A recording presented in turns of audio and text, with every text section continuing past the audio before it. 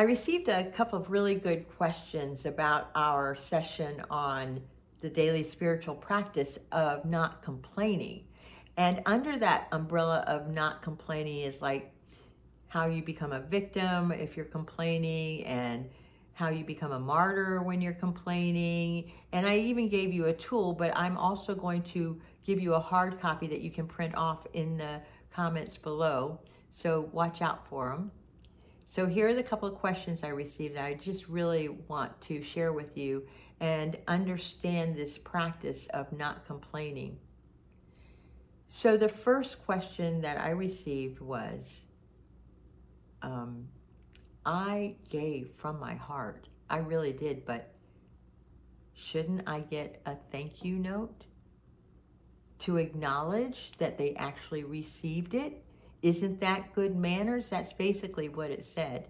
And I laughed because I chuckled, not laughed, but I chuckled because I still have not been able to use this forum to help people understand the daily practice of acceptance, which is another topic, and we'll probably move into that next week. So that was one topic. The other topic is about how people see themselves as victims, and I'll get to that afterwards. So this first one was really interesting. So when we expect somebody to show up a certain way, when we have those expectations, we are setting ourselves up for disappointment. I have disappointed myself, and I have disappointed hundreds of people, if not thousands of people in my life. I've done some really stupid shit through unconscious behavior. So yes, it would be really nice to get a thank you note from somebody after you've done something nice for them. However, many of us have not been trained to have manners. As a matter of fact, I saw in my family, they are not, in parts of my family, of my extended family, they are not versed or trained or have any background in manners. So do I expect a thank you from them? No. When I receive a gratitude, something in gratitude, I am in gratitude. And what I want you to know is, if you are expecting something from someone, and I'm not talking about work, you get paid for doing that, you have big expectations around that, but in terms of friendships, in terms of relationships in our daily lives, when we expect somebody to be a certain way and they don't show up that way, not only do we suffer, they suffer. And the reason why they suffer is because you're suffering, because they are not the way you want to be. And in this place of acceptance, it is the hardest practice I've ever had to do. To accept a person as they are without any expectation. And that's hard. I'm not saying it's easy. So Michael Singer talks about how we are in our senses, and I've done this with Vipassana, which is a Buddhist teaching for sure, and we receive in our senses all the senses, everything that comes into us, and we decide if it's good or bad, right or wrong. We live in this duality, and when we do this right and wrong, we are attached to what things should be, and in our attachments is our suffering. So I really hate it when blah, blah, blah, blah, blah. And then you start being miserable. And then those chemicals of cortisol and adrenaline are coursing through your vein. And then you start acting out on the others around you. And it's so unloving. You are spewing out anger because you need things to be a certain way. And then on the other side of this attachment of aversion, oh, I hate this. The other is the craving, the desire to have things a certain way. And then in that craving to have things a certain way, the way I want them to be. I want this Lexus. I'm suffering because I don't have this Lexus, or whatever the fuck it is that you want in your life. Whatever that is, You are suffering because you're not getting what you want. And in both of those scenarios, I get what I want, I hate what I have, and I'm not getting what I want. You are a miserable person and you are not fun to be around.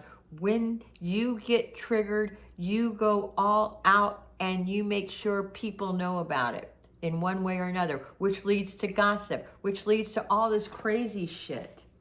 So yes, it would be nice if we had manners.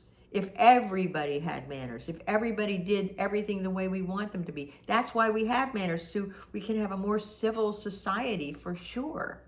But not everybody has them. And for that, I have to accept people as they are. If I don't receive a thank you note, what I am grateful for is that I have given my love to that person without any expectation.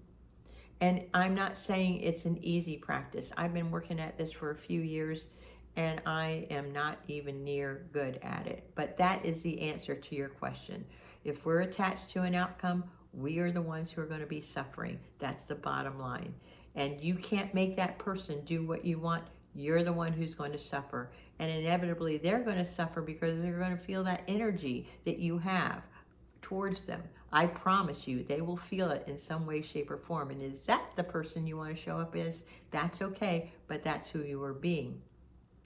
The other question I had, which was really interesting, and this person was asking about how people just see themselves as enjoy being a victim or see themselves as a victim, and they like use it. And this is true, but what I really want to say is that most of us don't realize we're being a victim. We are unconscious. And with that, I want you to think about this, is that if 99% of what we think and feel is unconscious, like we're not even aware of them, that's what unconscious means. What I'm trying to do with this channel is to help you become conscious. So a lot of people who are victims aren't aware that they are acting as a victim. They think it's okay to complain. They think they have learned from a very young age. I know this woman from a very young age, the only time she got attention was when she was sick. And I have watched her get cancer 8 fucking times because she loves that was the only way she got attention. And how do you get attention when you complain? Do you get people pitying you? Is that the thing that you need? Do you need to be validated? Do you need to be heard? I have friends that I love dearly, and when they start hurting, they're sharing their hurt, their disappointment. All they want is, and I'm sorry, I heard you. And that's okay. That's not what I'm talking about. I'm talking about the perpetual complaining. And people are perpetual victims. I have been one, but I did not know I was one. So in both of these scenarios, in this umbrella, under this umbrella of being a victim, of not complaining, can we give each other grace? Can we give each other a little bit of love and say, you know, they are doing the best they can? Are you able to show up as love and in love to unify this world instead of making someone wrong because they might have had something going on that they didn't know about, that you don't know about?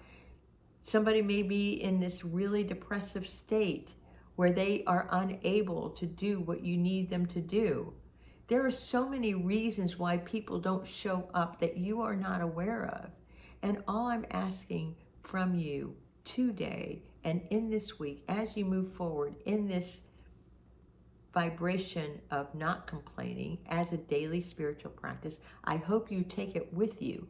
Take this daily spiritual practice as part of your daily spiritual practice of not complaining and just accepting, and see how your world is going to change. And again, if you like this kind of content, please like and subscribe and share this with somebody, because you know there is, and I love you.